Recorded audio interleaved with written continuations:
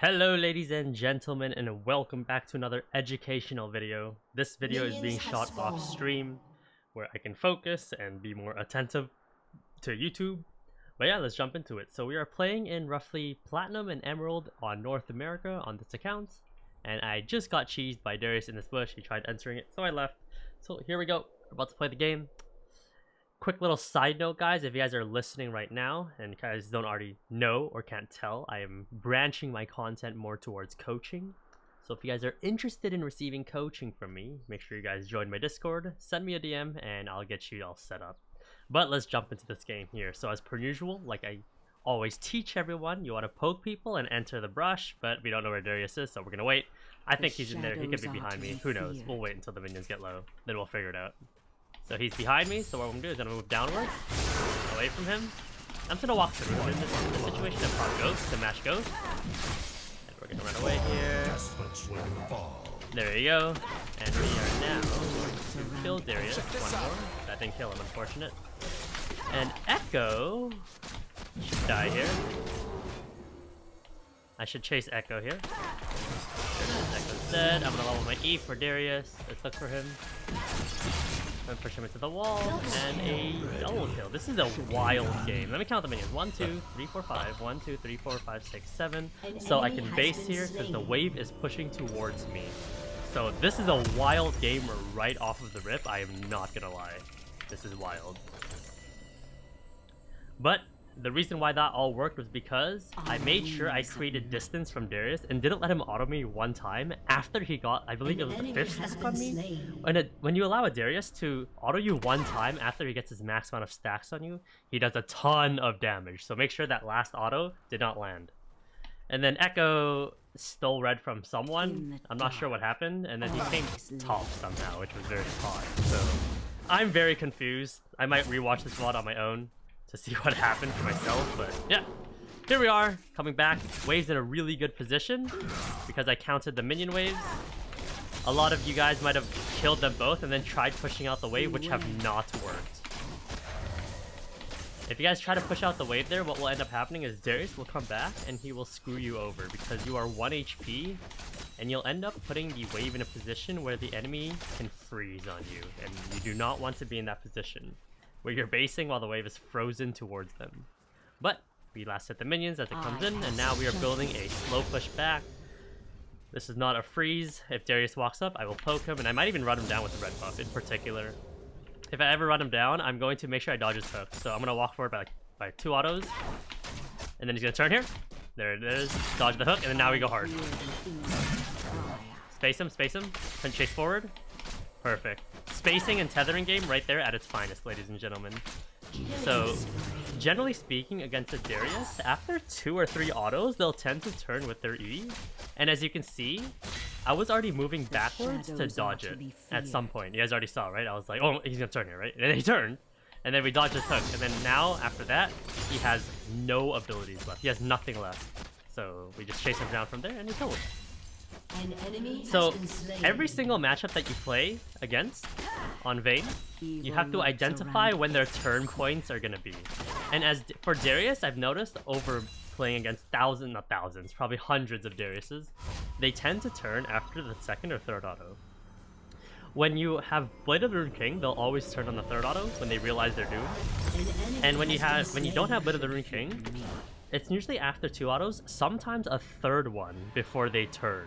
And if you're able to dodge that turn, then you can chase fully forward, and obviously if he turns around again, you also turn around and avoid auto attacks. So the spacing and tethering game, ladies and gentlemen, to simply define it, if you just heard that terminology for the first time, is your ability to be in range to hit your opponents, but they are not in range to hit you, ever. And this works very well in a ranged champion into a melee matchup. So this game so far looks like a stomp across the board. Wave is pushing towards me, as per usual.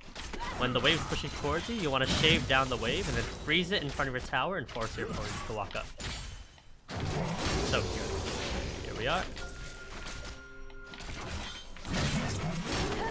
Free poke right there. We're going to pull the wave a little bit.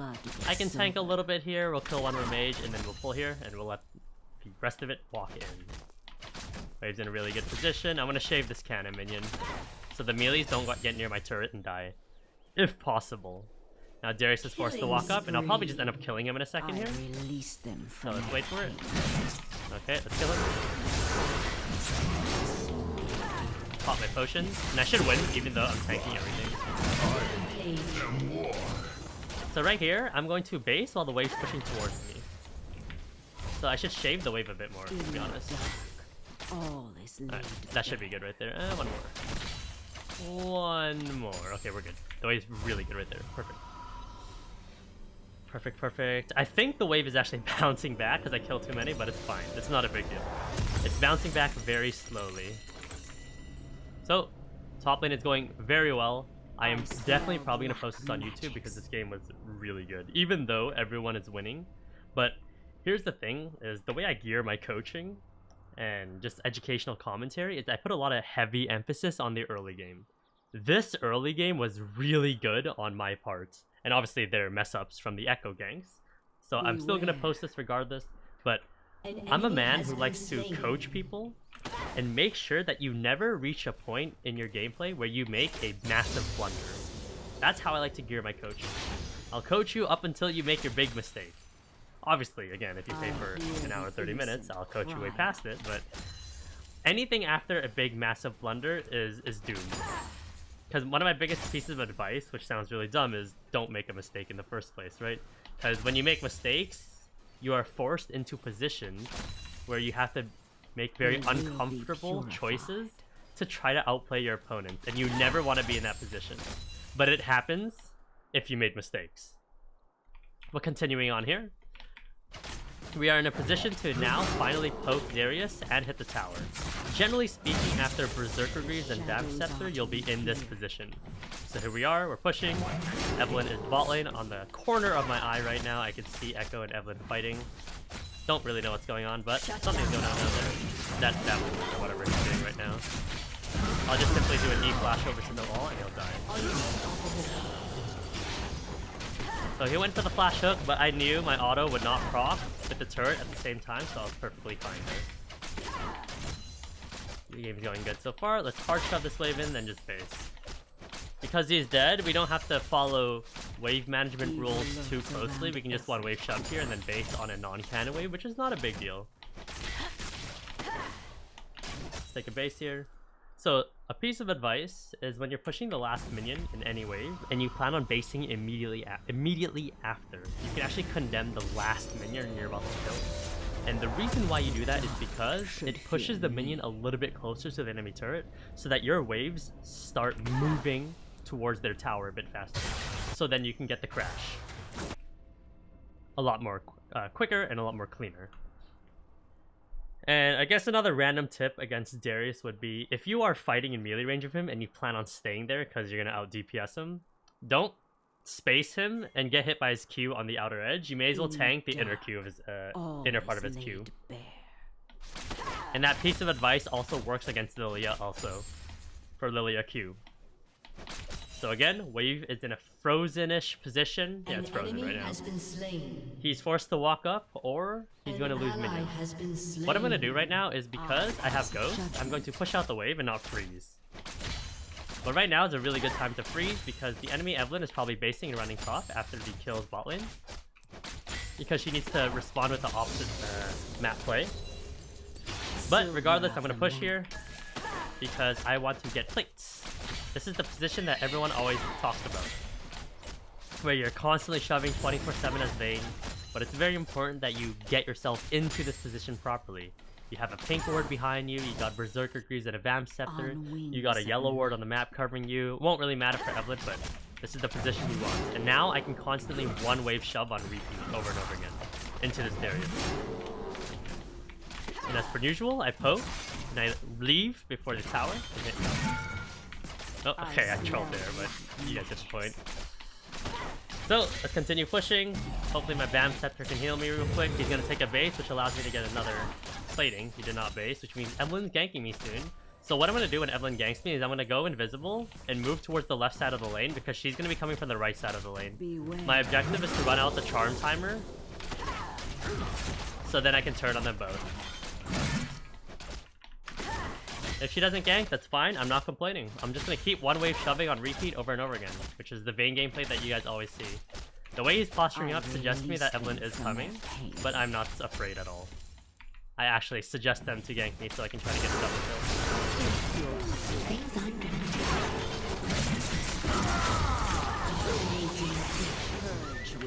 I win. Oh!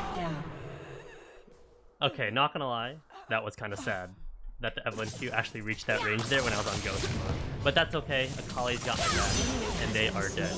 But as you can see, the educational portion of that is you guys must create a game plan on when something does happen, and I said, Evelynn's gonna gank me. What are you going to do about it, right? So it goes back to what concepts I taught in the past. Zone of influence. You need to understand the ranges that people can impact, right? And movement speed is one of them. It's the movement of characters, which is one of the 6 things within spacing and tethering also. So that concept also gets mentioned when you start looking at zone of influence and living. I've got the cannon. Don't get Ekko ulted. Watch out.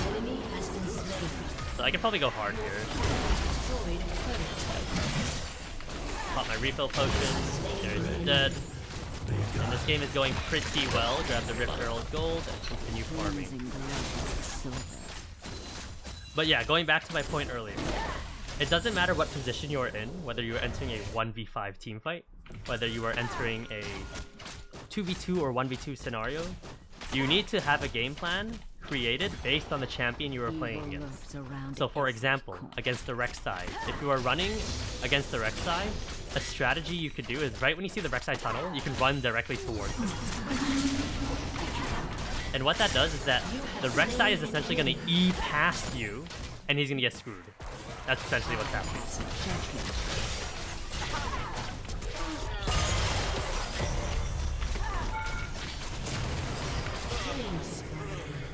And Zac, for example, let's say a Zac is running you down, right? And he charges up his E as you're running away. What you can instead do is you can run directly towards him, maybe half a second.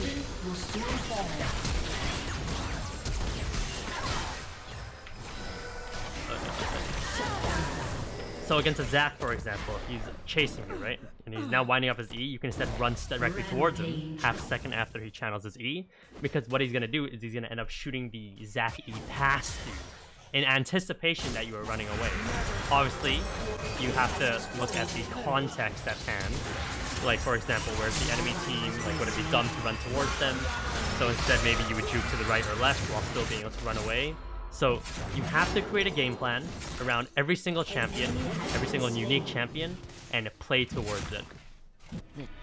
And then obviously as you play against certain combinations, for example, in this case Darius, Evelynn, you would create a game plan. Okay, if I move towards the left, the Evelynn can't charm me, and the Darius cannot reach me with hook, etc., right? But if you're playing against like a Rengar, you want to move to the left towards the rushes, right? You would try to move away from it. So then you kind of have to create like a balance between both of those characters and play from there. But alright, let's continue on. For the remainder of this game, we are going to, as I always teach people, when you push the wave past the halfway point, this is the halfway point, past 15 minutes, you have 2 options. You can rotate to your team to assist with the objectives or mid-team fight or whatever it is, or you continue pressuring. It's your choice. So right now, I am going to rotate to my team. Since I always go down the route of pressuring, I'm going to choose a different option this time, and I'm actually going to rotate and create numbers advantage, just so that you guys have a change of pace from my gameplay. So right now, I'm here. I'm going to clear a pink ward. As you can see, we have numbers advantage. Why? Because Darius is dealing with the top wave. That's why. So now Saskio is here. We have numbers advantage, in theory. So now we can hit the tower. Okay, now my play is done. Now I go back to top lane to catch the wave before Darius crashes it underneath the turret. So that's essentially what I would do here if the game continues. But this game was a really good educational game, so I'm going to post this on YouTube. Guys, if you guys have any questions, please join my Discord, send me a message, whether you want to DM it to me or not. Send the message right away. Don't just say hey. Or if you want coaching, send me a DM asking me for coaching too. But yeah, guys, thank you very much for watching my video. I hope you guys enjoyed it, and have a good rest of your day.